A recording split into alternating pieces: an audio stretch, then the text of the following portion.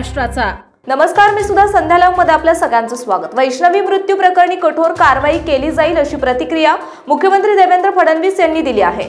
अतिशय दुर्दैवी अशा प्रकारची वैष्णवीची जी घटना आहे, एक प्रकारे मानवतेला काळीमा फासणारी ही घटना आहे। त्यातल्या आरोपींना अटक करण्यात आलेली आहे, पण वैष्णवीचं बाळ हे आपल्याकडे ठेवण्याचा आरोपींचा जो प्रयत्न होता, मी स्वतः सीपी पिंपरी चिंचवड यांना सांगितलं की पोलिसांनी हस्तक्षेप केला पाहिजे आणि बाळ सुखरूप राहिलं पाहिजे।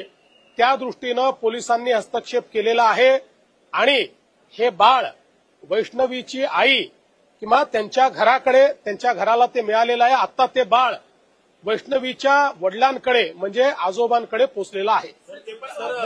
ज्या पद्धतीनं त्या वैष्णवीच्या वडिलांचं असं म्हणणं आहे की ज्या पद्धतीचे बळ तिच्या शरीरावर आहे ती आत्महत्या नाही तर हत्या असल्याचा आरोप देखील त्यांनी। निश्चितपणे त्या पद्धतीनंच याची चौकशी केली जाईल।